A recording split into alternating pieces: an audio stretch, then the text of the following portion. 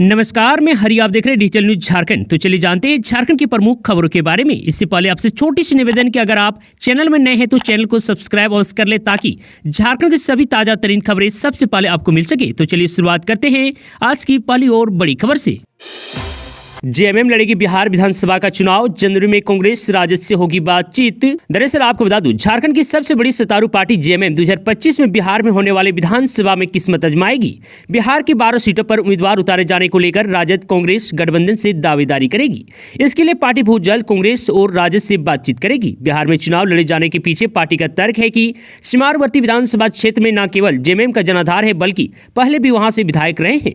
Party सूत्रों की माने तो जेएमएम जिन सीटों को लेकर अपनी दावेदारी करेगी उनमें तारापुर, कटोरिया, मनिहारी, झाझा, बांका, ठाकुरगंज, रुपौली, रामपुर, बनमखनी, जमालपुर, पीरपैंती और चकाई है। ऐसा नहीं है कि जेएमएम पहली बार विधानसभा चुनाव लड़ने जा रही है। पार्टी इससे पहले भी चुनाव लड़ चुकी है। 2020 में 3 चरण में हुए विधानसभा चुनाव में पार्टी ने अपने उम्मीदवार भी उतारे थे। यह दूसरी बात है कि एक भी उम्मीदवार चुनाव जीत नहीं सका था। आपको बता दूं, 2020 के चुनाव में जिन उम्मीदवारों को उतारा गया था उनमें चकाई से एलिजाबेथ सोरेन, झाझा से अजीत कुमार, कटोरिया से अंजिला हांसदा, मनिहारी से फूलमणि हेम्ब्रम और धमदाहा से अशोक कुमार हांसदा शामिल है। और वहीं चुनाव लड़े जाने की बात को लेकर पार्टी महासचिव विनोद पांडे का कहना है कि राजद और कांग्रेस से जल्द ही बातचीत की जाएगी। उनका मानना है कि बिहार में हमारी पार्टी का जनाधार भी है और इस लिहाज से पार्टी दावा भी करेगी। विनोद पांडे के मुताबिक हम जल्द ही गठबंधन से भी बात करेंगे। नए साल के जश्न में खलल डाला तो खैर नहीं, जेल जाने को तैयार रहे हुड़दंगी। दरअसल आपको बता दूं, नए साल के जश्न में हुड़दंगियों की ओर से सार्वजनिक स्थल पर किसी प्रकार का हुड़दंग ना की जाए, जिससे आम लोगों को सार्वजनिक स्थलों पर किसी प्रकार का परेशानियों का सामना करना पड़े। इसे लेकर रांची जिला प्रशासन पूरी तरह से गंभीर है और एक्शन मोड में है। जिले के सिटी एसपी राजकुमार मेहता ने अपील करते हुए कहा है कि नए साल के जश्न में अगर ड्रिंक एंड ड्राइव के साथ सड़क और सार्वजनिक स्थलों पर स्टंट करते हुए हुड़दंगी पाए जाते हैं तो रांची प्रशासन की ओर से त्वरित और कठोर कार्रवाई की जाएगी। वहीं सिटी एसपी ने कहा है कि हाईकोर्ट के आदेश के आलोक में रात 10 बजे के बाद लाउड स्पीकर बजाना बैन है, इसका पालन भी किया जाए। बार, रेस्टोरेंट और क्लब में भी दिए गए नियम का पालन किया जाए और अगर नियम का पालन नहीं किया जाएगा तो उनके संचालकों पर भी कड़ी कार्रवाई की जाएगी। वहीं एंटी क्राइम चेकिंग और ड्रिंक एंड ड्राइव चेकिंग सभी चौक चौराहे और सड़क पर की जा रही है। और वहीं साथ ही नाबालिग के परिजनों से सिटी एसपी ने अपील की है कि अपने बच्चों पर विशेष तौर पर रात में बिना किसी कारण का घर से निकलने पर नकेल कसें।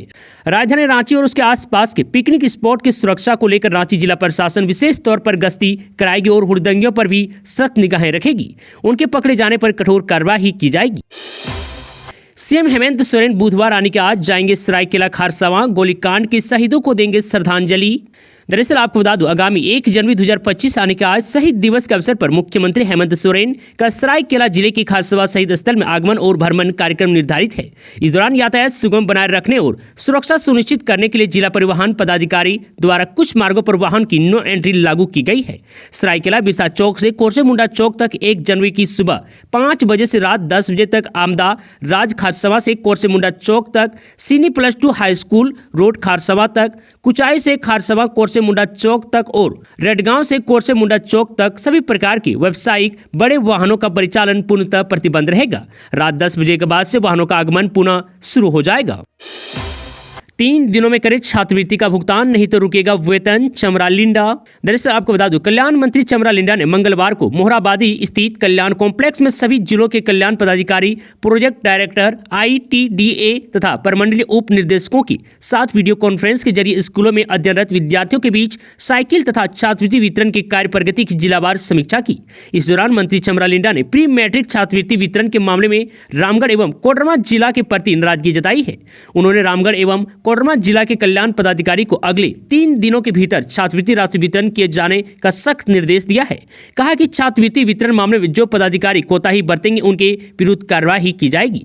कोडरमा एवं रामगढ़ जिले में अगले 3 दिनों में छात्रवृत्ति राशि वितरण की प्रगति में सुधार नहीं होने की स्थिति में संबंधित पदाधिकारियों का जनवरी माह 2025 का वेतन रोक दिया जाएगा। मंत्री ने सभी जिलों को निर्देश दिया है कि आगामी 4 जनवरी तक प्री मैट्रिक से संबंधित सभी लंबित छात्रवृत्ति भुगतान के मामलों का निपटारा प्राथमिक के साथ करें। कल्याण विभाग के पदाधिकारी जनहित और जन सेवा को सर्वोच्च प्राथमिकता दें।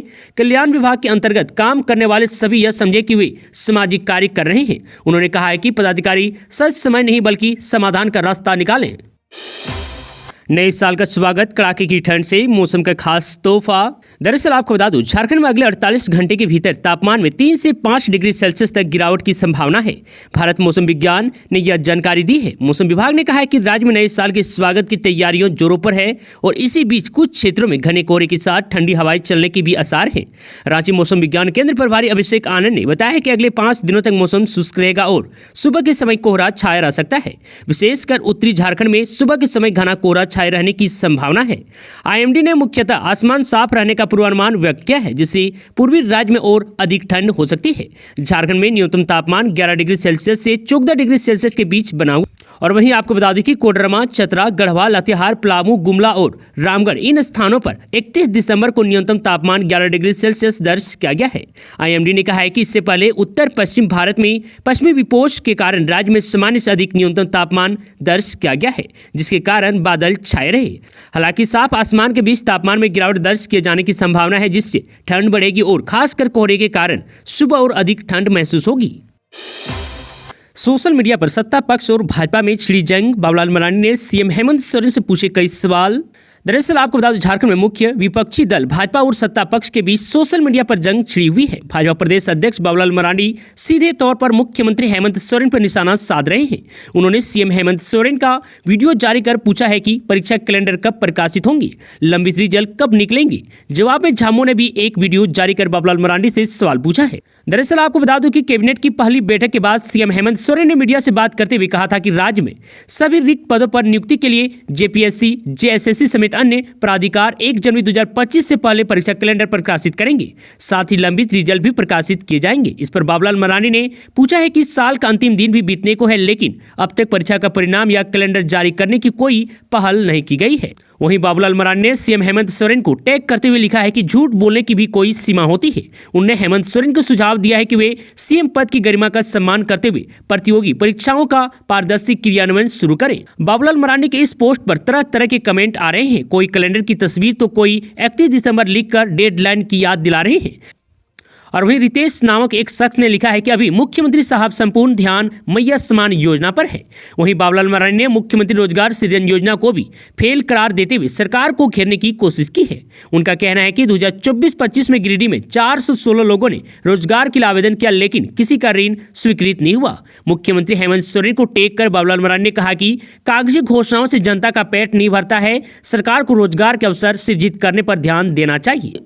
और वहीं झारखंड मुक्ति मोर्चा ने एक वीडियो जारी कर इस सवाल का जवाब दिया है। मामला बिहार का है, जहां भाजपा के समर्थन से नीतीश सरकार चला रही है। वहां बीपीएससी की 17वीं पीटी परीक्षा रद्द करने की मांग को लेकर अभ्यर्थी आंदोलनरत है। पिछले दिनों पटना में सीएम आवास घेराव को रोकने के लिए पुलिस को लाठीचार्ज करना पड़ा था। झामू ने पूछा कि क्या बाबूलाल जी इस पर एक शब्द कहने की हिम्मत दिखा पाएंगे। जनवरी 2025 के अंत तक साइकिल वितरण का कार्य पूर्ण करें। दरअसल आपको बता दें, मंत्री चमरा लिंडा ने निर्देश दिया है कि जनवरी 2025 के अंत तक साइकिल वितरण का कार्य पूर्ण करें। साइकिल योजना का उद्देश्य वर्ग 8 से ड्रॉप आउट रोकना है, इसलिए साइकिल वितरण ससमय होना चाहिए। नामांकन के साथ ही वर्ग 8 के बच्चों को साइकिल मिले, इसके लिए सभी आवश्यक प्रक्रिया पूर्ण करें। उन्होंने अधिकारियों से कहा है कि आने वाले दिनों में भी सत्र प्रारंभ होने के साथ ही विद्यार्थियों को साइकिल उपलब्ध कराने का कार्य योजना तैयार रखें। किसी भी हाल में साइकिल वितरण कार्य में विलंब न हो, विभाग की प्राथमिकता होनी चाहिए।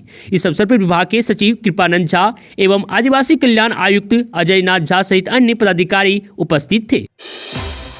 नए साल से पहले सोशल मीडिया पर मंत्री इरफान अंसारी ने मांगी माफी, सीता सोरेन को भी किया टैग।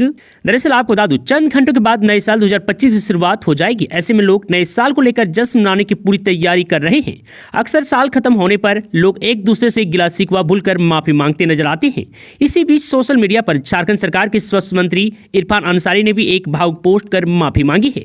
मंत्री इरफान अंसारी की पोस्ट में दिलचस्प बात यह है कि उन्होंने पूर्व विधायक सीता सोरेन और बीजेपी झारखंड को भी टैग किया है।